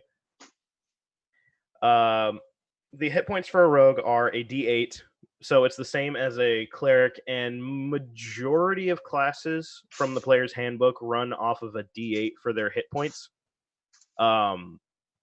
Paladins, rangers, fighters, and barbarians are the only ones that have it higher, but we'll talk about that later. So at level 1, my hit points are going to be a D8 plus my Constitution modifier, which is a +0 because I could not roll half decent stats. So my my hit points as a level 1 rogue are going to be 8. So means I'm going to be overall fairly squishy. But one of the things that you do as a rogue to counteract that is have high dexterity. By having high dexterity, it makes you harder to hit, so it increases what's called your armor class, which can be increased by either increasing your dexterity or wearing armor, or both. If you're somebody like Benticor's character, you're going to be wearing more heavy armor where you don't get to add your dexterity to your AC, but because you are wearing so much plating and completely covered pretty much from head to toe in metal, it makes it harder for them to hit you. While if you are, say, my character, who is going to be wearing more leather armor and have the high dexterity, I'm very flexible and free moving. So it's not, so for the sake of envisioning, it's more like Benticor's character, he sees a sword coming at him. He's not worried about it. He'll just kind of stand there with his chest out and take it. While my character sees the sword coming and will just kind of sidestep it and swerve off, letting it kind of just graze or brush off. They have the ability to, they are proficient with a fair amount of weapons, or a fair amount of things, but we'll get into that when we start covering the overall equipment. Their saving throws are dexterity and intelligence, making it so that if they wind up being targeted by, like, let's say a fireball spell, or somebody triggers a trap in a dungeon that makes it so that the giant boulder comes down Indiana Jones style, and to try to get out of the way, that would be a dexterity save. And they also have intelligence, which means more or less, actually, I can't think of too many things that wind up making you do intelligence saving throws. No, the things that do intelligence saving throws, there's only like a handful of about 6, and about 4 of them are cast by illithids, or also Illithids 9 and- adds. Illithids and intellect devourers. Yeah, basically the nastiest stuff in the entire game that could happen to your character is an intelligence saving throw, and they don't happen often, but when they do, you will cry. So yeah, because if you fail that intelligence saving throw, 6 to 8 times out of 10, you're looking at probably getting a big stat reduction somewhere. Normally to your intelligence, which means if you get hit with it again, it's just gonna be harder. It literally sucks your brain out, like with a straw. Yeah, you just see this little brain on spider legs, freaking alien latch onto your face and start sucking your brain out through your ear. These sound fun. These also sound like things I would want to avoid. Yeah. Intellect devourers are nasty. Don't play Dragon Heist. And then for first level, I have the standard proficiency bonus of +2 like everyone else. But rogues, they get this thing called expertise. Expertise is really neat because what it allows you to do is there's a fairly large number of what is known as skills in Dungeons and Dragons. And for 5th edition, there's a set for each class, as well as your background and sometimes your race, gives you proficiency in some of these skills, meaning you get to add your proficiency modifier to your athletics, your acrobatics, perception, persuasion, deception, if you want to scare people with intimidation, etc. And what expertise does is it allows you to double your proficiency bonus with the skills that you select. For level 1 as a rogue, you get 2 options of skills that you are proficient in to gain expertise. So let's say for my character, he's not overly wise, so he's not going to worry too much about his perception, but he is fairly smart, so he'll look at his investigation. So he'll focus on his investigation. With investigation, I have a 14, so that's a natural +2. He's proficient in it, so that's another +2, making it a +4. If I put my expertise in it, that doubles the proficiency bonus, meaning I have a +6 to my investigation. And what you would end up using investigation for is, let's say that you walk into an empty room. Somebody rolls a perception check or something to just kind of give a brief glance around the room, see anything that kind of pops out. And then if you decide to actively take time and search the room, kind of look through all the nooks and crannies, maybe open some drawers, turn over a couple tables, throw chairs across the room to find something if you want to, that would be more your investigation. And as a rogue at level 1, you get to pick 2 skills of that. and you can also use it for not just skills, but tool proficiencies as well. Because one of the things that thieves get is what's called thieves tools. It's very much your kind of standard. I have lock picks, so I can be able to break these locks, and I have it's this, that, and the other for the sake of more or less what can I do to break and to enter into this one thing, or how can I stop a trap from going off? It's like, I see this chest. Is the chest locked? Yes. Why is there a string from the lock? I'm going to use my thieves tools to disable that, and then I'm going to use them to unlock the chest. And you can also gain expertise in that. And then the bread and butter of rogues, the oh so beloved or hated, depending on your if you're DM or not, sneak attack. Sneak attack, what it is at first level, whenever you hit with a weapon that is light or finesse, which are weapon properties that we can go over when we get into the equipment. But for the most part, when you're thinking of light or finesse weapons, think of something like a rapier, a dagger, a scimitar. Something along those lines. Something that's very quick, very agile, very light overall. If you attack and hit with that kind of weapon, you get to deal extra damage just because. At first level, it's a d6, and then it continuously scales to add more d6 as you get higher level, capping at a total of 10 d6 at the end of essentially at the end of the game. So, and you get to do this once per turn when it comes to your turn to actually be able to attack. So if you say you're using 2 daggers, you go slash slash and both hit, you only get to sneak attack on one of those hits.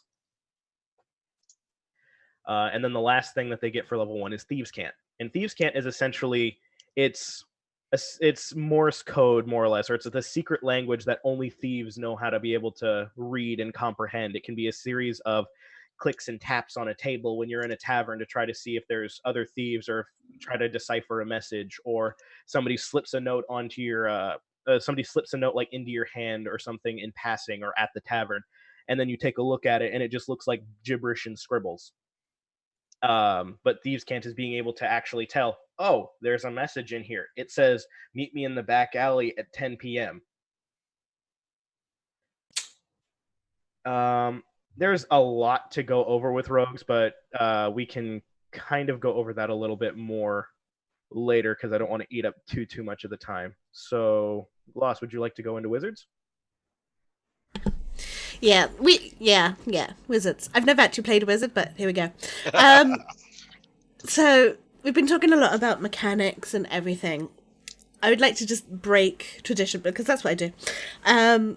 Wizards. So when you talk about the wizard, you're talking about someone that has dedicated their life to studying magic. And with that, you could be the old hermit on the mountain. You could be, the young wizard going to wizard school. You could be the soothsayer, the witch doctor, the wise woman, the medicine woman. Wizards come in many shapes and forms, and it all truly depends on what it is you want to do with your wizard. How do you want to unlock the secrets of the universe? That's what wizards are all about.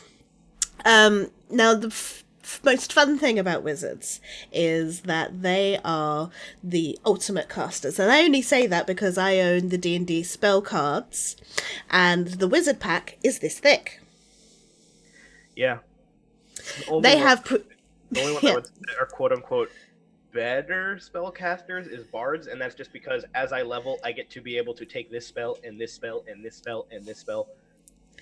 Yeah, but wizards have all the spells, and the most sacred thing to a wizard is, of course, their spellbook, which they must keep safe, because a wizard without their spellbook cannot learn any new spells. They are stuck with the spells that they have prepared for the day.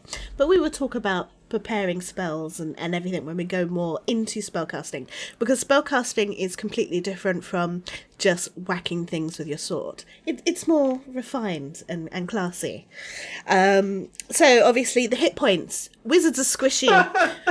We have 1d6. So when I say 1d6, it's one of these. This is our hit points.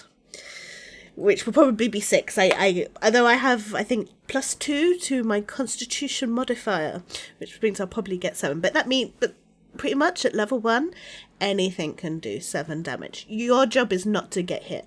Your job is to be 100 foot away, just sniping away at the enemies, and if one of them comes up to you, you disappear. By various means. But, if the rest of your party are doing their job, you shouldn't be getting hit. This is not a class for the brave. Wizards have to be smart, and that's why our main stat, the most important stat, the stat that you will want to be the highest is, of course, intelligence.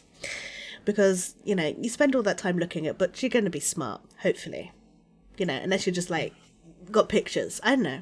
I did have a concept once upon a time of a wizard who couldn't read, and literally their spell book was just drawings of what they had to do. But that was just an idea that I never got to do. So obviously wizards don't wear armors. You should be wearing beautiful flowing gowns, whether they be white or grey, whether you're Tolkienites, or if you want to go completely sword and stone and have blue with stars and moons and go that way. Technically you should not really have a weapon if you're a wizard, but sometimes something will come up to you, as you learn and play and fight, you will find that wizards are the worst thing to encounter, and you want to kill that quickly because they are squishy. And if they end up being in for a couple of rounds, you're going to suffer. So, you might have a dagger or a nice staff that you might want to smack people with, but your true arsenal is the magic that you summon from the world around you. And in the book, let's have a little look here. Over here. Let's have a look. In the book, what one we have? Arcane Tradition. Oh, cool. Evocation. Cool. I was just educating myself quickly what's in the basic rules. So, because we're talking about spellcasting, we're gonna talk about it. So, spellcasting, you can see these tables as I'm scrolling along. And there's things like spell slots and spell levels. And when we go into talking about combat, we'll talk about spell slots. And spell slots are basically how much mana you have, for those of you that play traditional RPGs. Mana. Spell slots are your mana. And you'll see here that it mentions something that's called cantrips. Cantrips are basically free spells that you can't change, because some classes will allow you to change your spells. But they are ones that are somewhat weaker than other spells, depending on how you use them or how creative you are and what kind of DM you have. But you could just fire them off every day, all day, without it costing you any magical energy or any mana. Obviously, the more powerful the spell is, the bigger spell slot it needs, but we'll get into more of that later. We won't talk about preparing and casting spells because that's a whole ball game that probably needs a whole session on its own, but we will talk quickly about the Arcane Tradition. So we're going to be an evocation wizard. Basically, there are lots of different schools in D&D, and I can't remember them all off the top of my head because there's about 12 now. But an evocation wizard means a wizard of the elements. You are the master of fire, water, air, and earth. Divine and necro. And yeah, elemental stuff. You get to do fun stuff with the elements. And pretty much, but you're basically an element bender if you like to watch Korra and the one before Avatar. it. Yeah, that's the one, thank you. Couldn't remember what it was called. It's coming up to midnight. I'm starting to slow down. So, when you build your wizard, the place I always like to start to think is okay, I have my wizard. This is my school of what I am. So I am a elemental wizard. I'm also a dark elf. I will probably focus myself on earth spells because I live underground, and I am a master of the ground and art and opening tunnels and having fun things like that. And that's technically how I would build it. And that's pretty much for wizards. I mean, you can get into the complexity of spells and everything like that, but they are pretty much amazing spellcasters. Like, you feel really squishy and useless up to about level 5, and then you pretty much leave everyone in the dust. I had one wizard in my games. I have a game that's just all wizards, and they frustrate me to no ends. They killed a adult blue dragon at level 6. Just this one wizard, because everyone else was unconscious. Wizards. Well, I mean, when you have the ability to just go, hey, here is pure, unadulterated, objective reality, and then you just go, I read a book on that, and no, actually, never mind. We're just going to rearrange that. Yeah. So how in the tier system of classes, wizards are on top. Yeah. How they screwed everything up was we all rolled initiative, and they were a divination wizard, so they basically had the gift of foresight. And I allowed them to take their low roll of a 1 and swap the initiative of the dragon, because the dragon was going to go first, but then it went last. Oh. And they locked that dragon. They locked that dragon up. Like slow. Like yeah. And as I said, my whole party is wizards. Or multi-classed wizards. The worst combination that I have heard as a DM was this story that I heard of. It was a lore bard and a divination wizard, and they were, I think, level 7, so they had gotten access to, I think, 5th level spells. Shudder. And so they wind up encountering a Gorgon, which is the giant metal bull. Not Medusa. When you think Gorgon, you think more Medusa from Greek mythology. That is in D&D referred to just as a Medusa. It's not a singular entity. It is a entire conglomerate of monsters.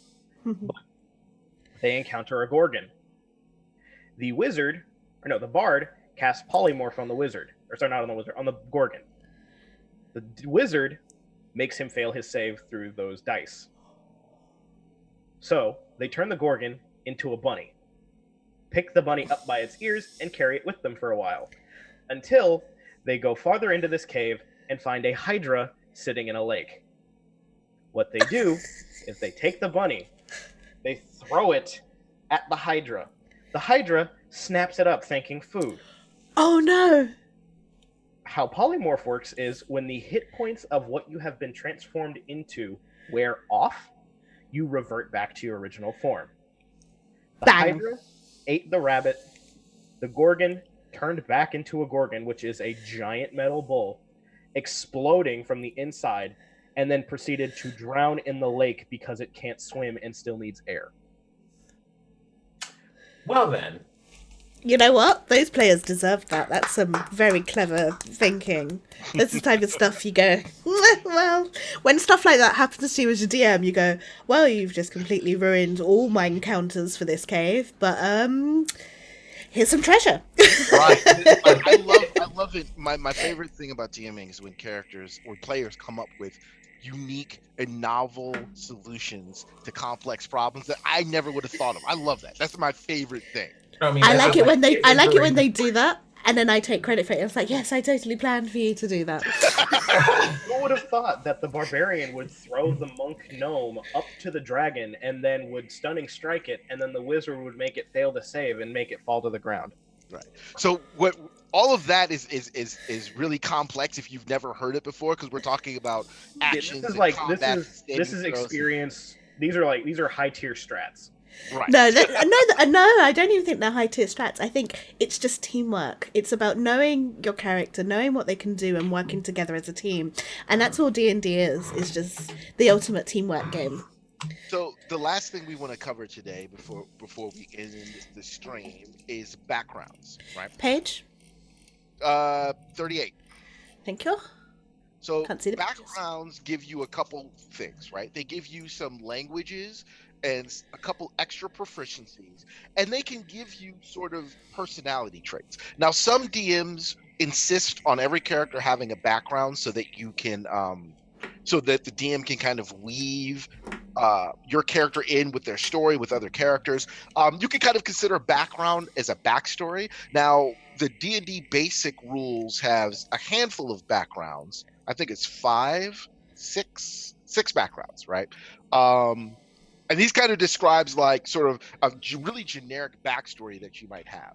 But you could also come up with your own, right? And if you talk with your DM, whoever you're playing with, they might say yay or nay or whatnot, depending on the world. So a background will usually give you a couple skill proficiencies, a language or two, and maybe some kind of equipment, right? So we have the act, and then once you have that background, you have a personality trait, an ideal, and a bond that you can roll on, right? So, and again, Or pick. Right, or you can pick. And again, these are really just guidelines, right? So if you're having trouble coming up with ideas for how your character's personality might work, how the kinds of things they might hold important, and the kinds of things that they're attached to, these are good ways to sort of come up with, sort of ideas that you can iterate on. But they are by no means required. Like, you can have your own character with your own personalities and quirks and ideals and bonds. And as long as you talk with your DM, whoever you're playing with, and hopefully with the other players, as long as it's good, Please talk to the other players as well. Please. Yeah. And next session, the D&D 101 session that we finish, we're going to talk about, when we finish the classes, we'll talk a little bit about session zeros and coming up with finishing your character with your group, right? So that you don't have characters that are, I'm a lone wolf and will never party with anybody, trying to play with a group of other people. Right? Yeah. Okay. So the backgrounds are acolyte, which is basically you lived in a temple, you sort of a worship there, and then you pick a god that you choose and you serve, and then that temple or church or monastery or whatever sends you out into the wide world to do good work. Usually that's picked by like clerics, sometimes by wizards or rogues, depending on the kind of thing you're doing. And you get a feature called Shelter of the Faithful. So people who share your faith will try and help you out in times of need, right? There's the criminal, so you came up in the rough, mean streets. You was doing dirt. You was a hood rat. You were the son of a high skilled, brigand, or something like that. And that can give you some specialties, some personality traits. And you have a thing called criminal contact, where you can always talk to somebody or find somebody doing dirt in a city or a town, right? Folk hero, that's your typical, like, you were a farm boy, the Luke Skywalker, you were a farm boy on Tatooine until some crazy dude named Ben showed up, then your parents got killed, you get a laser sword, now you're off to save the galaxy, right? That kind of thing. You started off small and you go off to do great things. And usually for folk hero, you have a defining event. There was an event in your life that turned you from just a whiny little farm boy trying to get power converters from Tashi Station to, soon to be Jedi Master, leader of Rogue Squadron, blah, blah, blah, right? There's the noble, where instead of kind of the opposite of the folk hero, you start off with money, with power, with prestige, with respect. People know your family. People know who you're about. They put respect on your name. Right? When you step out of the carriage and into the town, people are like, oh, is that so-and-so? Yes, it is so-and-so. And those gives you benefits as well. And then finally, there is the sage, where you studied at an institution maybe, or you are one of the wizened leaders that have knowledge and experience that go beyond your years. You've been taught in all these great subjects, and it gives you the ability to know a piece of lore. So if you're like, the DM's like, you encounter this strange civilization, you could be like, do I know anything about it? In all of my years of studying at the library instead of partying with Jasperian, I was in the, while you partied, I studied the Blade, except I was not studying Blade, I was studying books. Do I know anything about this? And the DM could be like, actually, you do. Instead of partying and drinking and have a good time, you read this one book about this thing, and now you know it, and so on. So these are just a sample of backgrounds. But if you can work out your own background, like maybe you were exiled from your ex-military, or maybe you were from some failed experiment, whatever. As long as the DM is okay with it and it fits in the concept of the game you're going to play, it should be no problem. You guys want to add anything to that? No, I'm just enjoying chat. Don't mind me. Oh, okay. No, you covered it pretty well. Yeah, you're covering it. We're good. Okay. We're just So we're having fun. so again, like I said, D&D is one of these great games because there's no. Hey, get the door. Check the door. Sorry. There's no one way to play D&D. There's no one way to build characters. There's no one way to have fun. And so, same with backgrounds. There's no one way to do this. If your DM says, I want you guys to come up with your own backstory, and in your backstory, I want you to have A, B, and C, you can do that. Another DM is like, just use the basic backstories, roll. Okay, why are you? Or whatever your bonds and flaws. Roll your bonds and your ideals and your traits and your flaws. That's cool.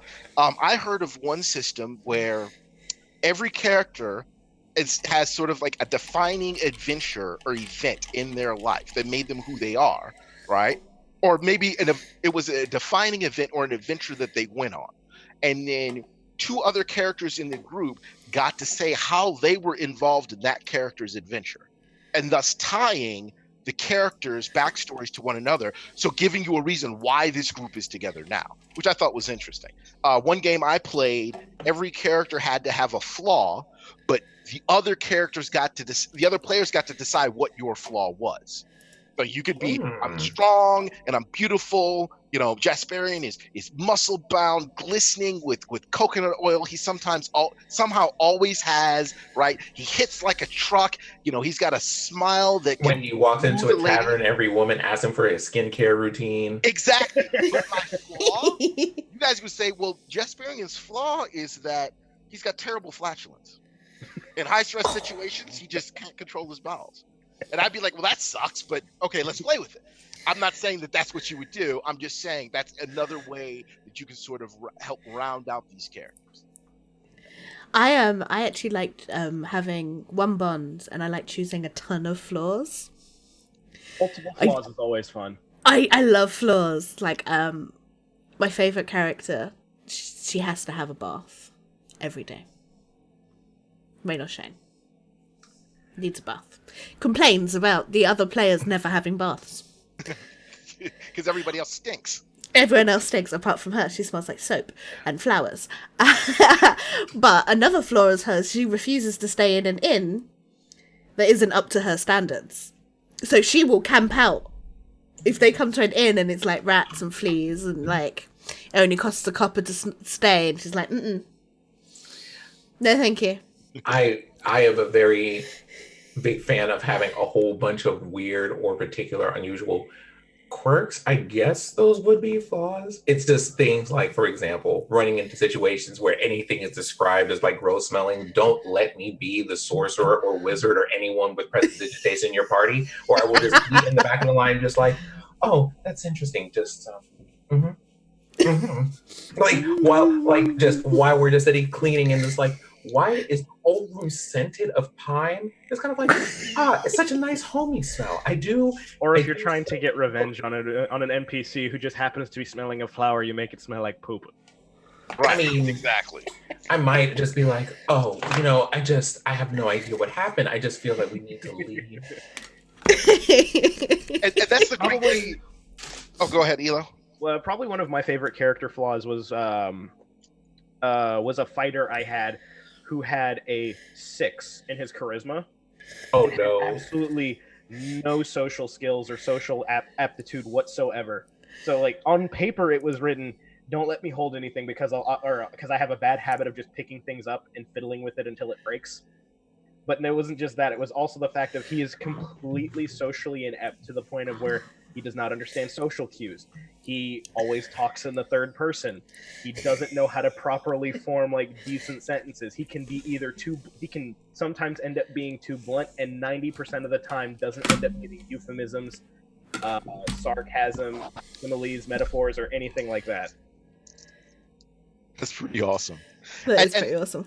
and that's one of the great things. Like once you get like Gloss was saying, once you get sort of the stats and the mechanical stuff sort of out of the way, the real meat and potatoes of role playing, of D&D, is in stuff like this, is in these your characters' quirks, flaws, and little idiosyncrasies that allow you to kind of step into the world and it sort of helps you interact with other players and with the DM's characters to sort of make the whole thing a living, breathing story that you don't know what's going to happen, and it can be a wonderful, beautiful thing. And once you start getting to play with players that have fun and have interesting characters that react to you, and the DM is reacting to you, you get this sort of like energetic bounce that happens. And there really is no other kind of game like it. It like once you get that high, once you get a taste of some good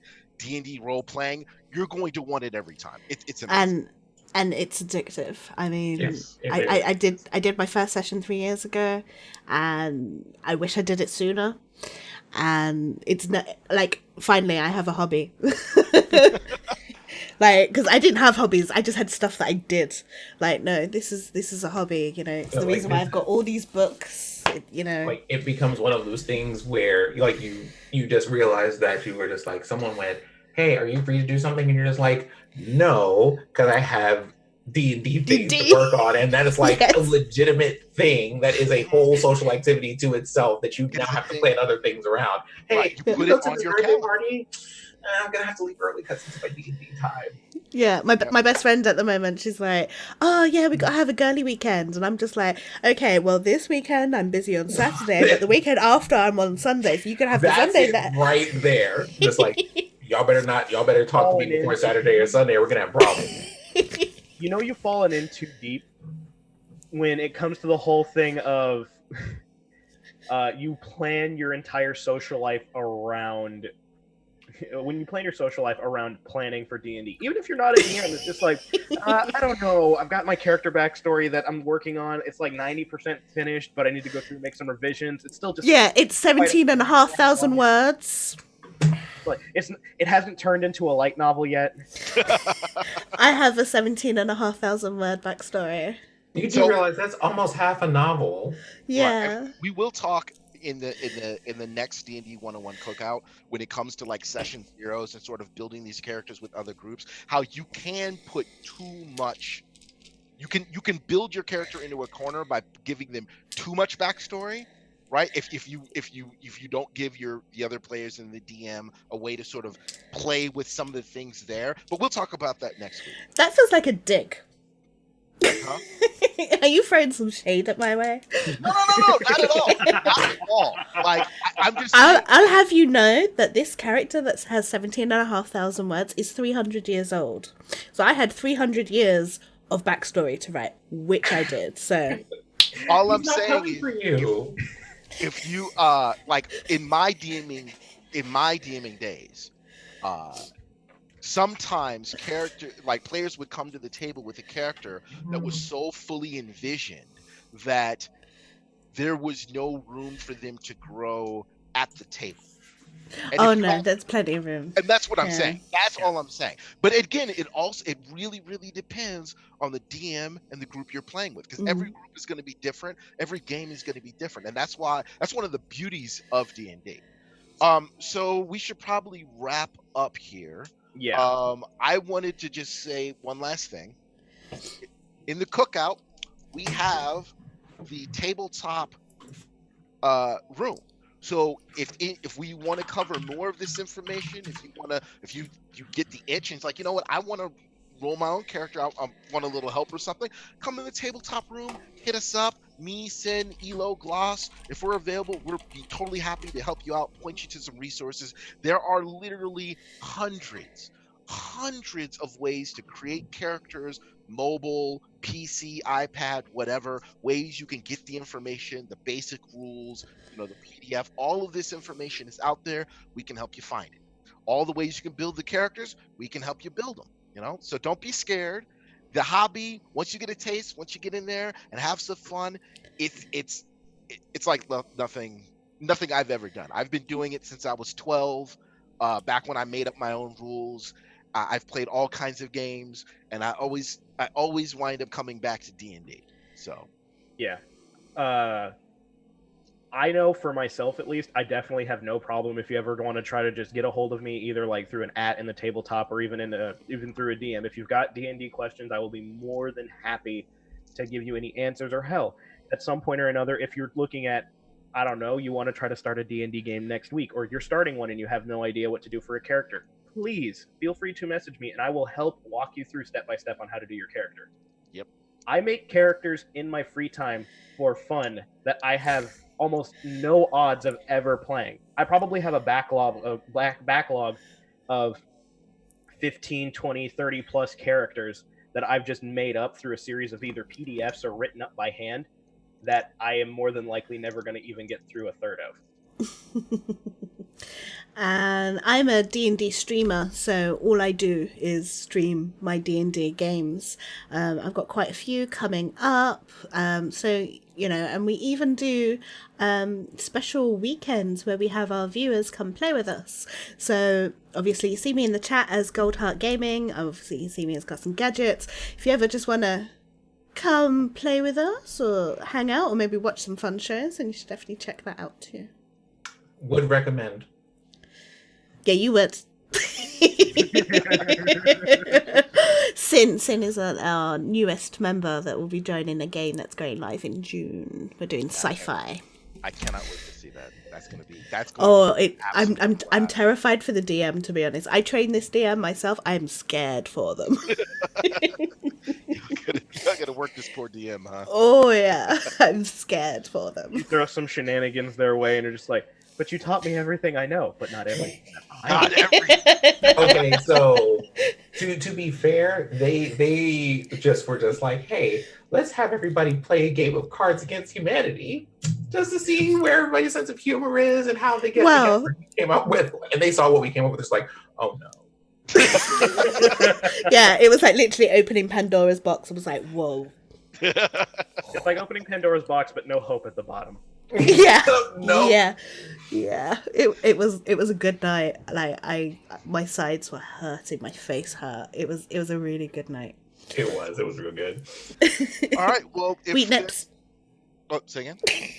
I said wheat nips, chocolate. Yeah, chocolate covered wheat nips. Oh, Lord. Chocolate covered wheat nips. Now you guys are doing inside jokes. All right, so from all of us at the Cookout, we appreciate you guys hanging out with us. Hopefully you started making characters. Hopefully this is giving you a little bit more confidence into try it. And really, all you got to do is try. We are here to help.